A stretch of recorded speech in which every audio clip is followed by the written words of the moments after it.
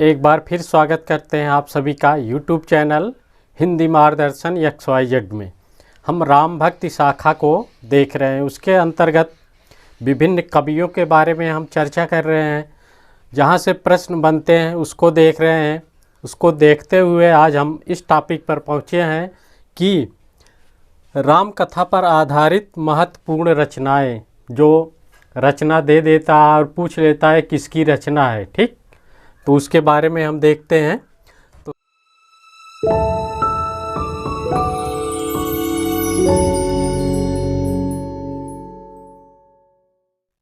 शुरू करने से पहले अगर आप इस चैनल पर नए हैं तो सबसे पहले चैनल को सब्सक्राइब और लाइक कर दें और बेल आइकन ज़रूर दबाएं, जिससे जो भी वीडियो अपलोड करूं उसका नोटिफिकेशन आपको तुरंत मिल जाए। तो चलिए देखते हैं। सबसे पहले हम प्राणचंद चौहान एक कवि थे, इनकी रचना है रामायण महानाटक। ये प्रश्न पूछा भी गया है कि रामायण महानाटक किसकी है, ठीक, तो किसकी है? प्राणचंद चौहान की। तो यह कब लिखी गई थी? 1610 ईस्वी में लिखी गई और यह प्रबंध काव्य माना जाता है, ठीक।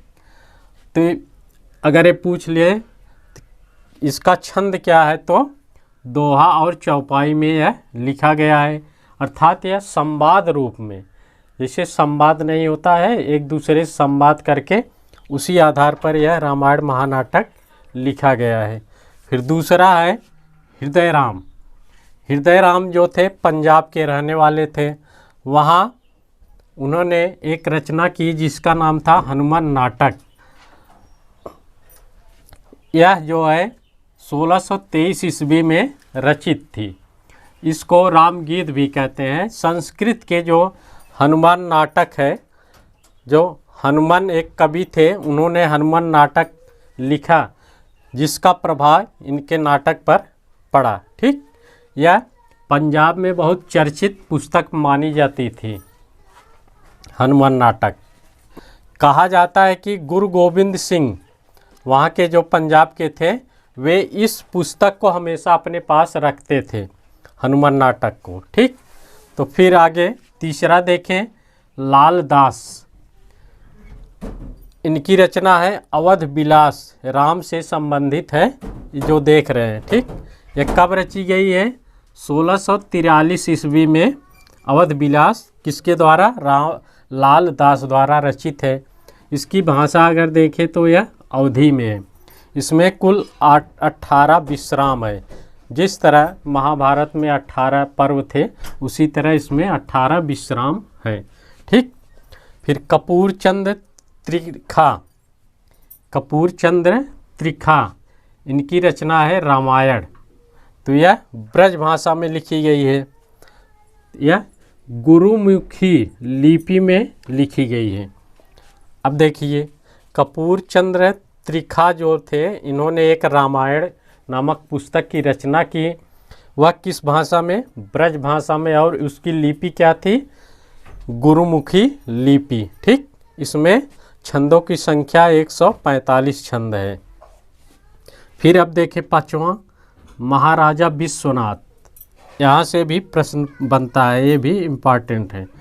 इनकी दो रचनाएं हम देखते हैं राम से संबंधित। राम स्वयंवर एक है जो एक प्रबंध काव्य है। राम स्वयंवर ये प्रबंध काव्य है। आनंद रघुनंदन नाटक, ये भी चर्चित पुस्तक है। इसको कई बार प्रश्न पूछा भी गया है। फिर छठवें देखें, माधव दास चरण। इनकी दो रचनाएं हम देखते हैं। पहली है राम रासो, कब लिखी गई? 1618 ईस्वी में। फिर दूसरी है अध्यात्म रामायण, ये कब लिखी गई? 1624 ईस्वी में। इसमें राम का चरित्र वर्णन किया गया है, ठीक। ये थे हमारे 6 कवि। फिर आगे इसके देखें, क्योंकि अगर हम याद करना चाहें तो कुछ ट्रिक लगा दीजिए। प्राणचंद क्या लिखा? रामायण महानाटक। प्राण क्या है? महा। हृदय राम, ह से आया तो हनुमान नाटक। इस तरह आप लाल, ला आ है तो आ अवध विलास, ठीक, इस तरह याद करिए। फिर अगले हम देखते हैं 7वें कवि से।